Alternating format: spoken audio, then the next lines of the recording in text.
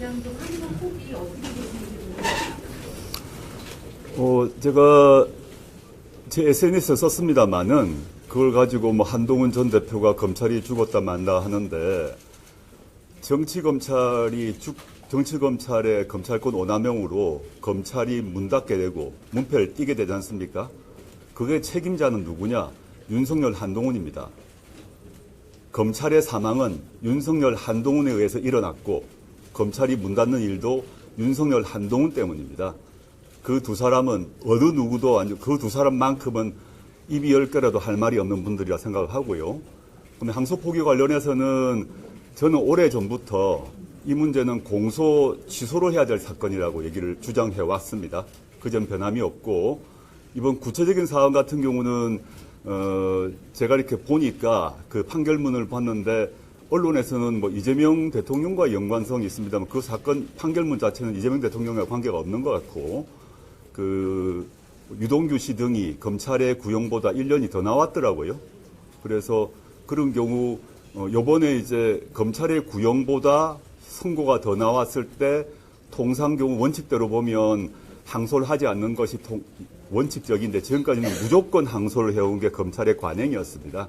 근데 앞으로 어떻게 할 건지는 법무부와 대검에서 향후 이번 사건만이 아니라 검찰 구형보다 법원의 선고 형량이 더 많이 나왔을 때 어떻게 할 것인가에 대한 그 원칙을 이제 정할 시기다 봅니다. 이번 사안에 대해서 정치적 논쟁을 하기보다는 앞으로 검찰의 항소가 남발되어 왔거든요.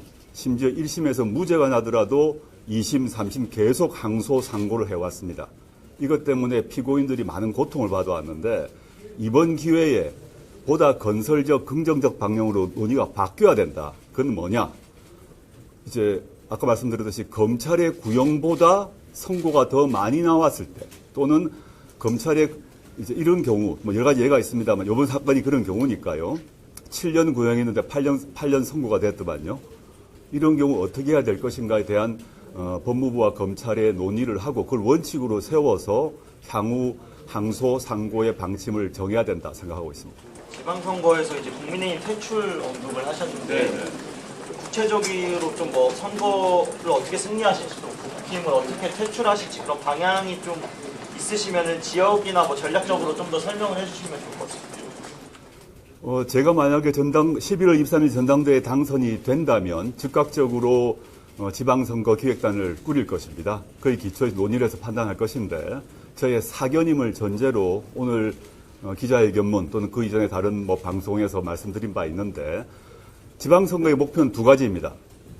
첫째는 내란, 극우 성향을 내란 옹호 또는 친윤, 극우 성향을 분명히 드러내고 있는 국민의힘을 0으로 만들겠다는 것이죠.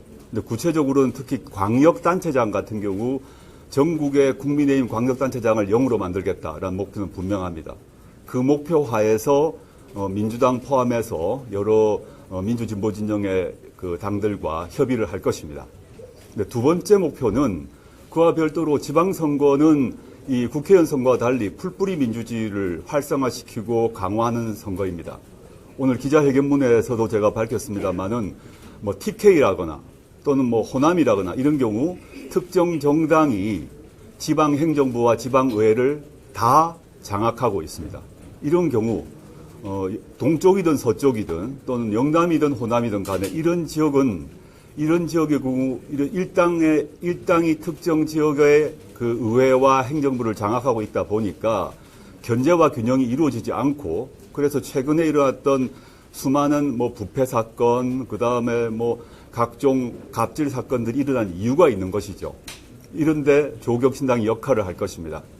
그래서 예를 들자면 지금 전국의 기초의원 선거 중에서 다인 선거구, 즉 3인 이상을 뽑는 3, 4, 5인을 뽑는 선거구를 다인 선거구라고 하는데 그 다인 선거구에 조국혁신당은 언론에 주로 호남을 얘기하십니다만은 호남, 영남 가리지 않고 전국에 다인 선거구가 있습니다. 그 다인 선거구제에 저희가 다 한 명씩 진출시키는 것이 목표이고 그 한 명이 그 각 지역의 정치적 매기가 될 것입니다.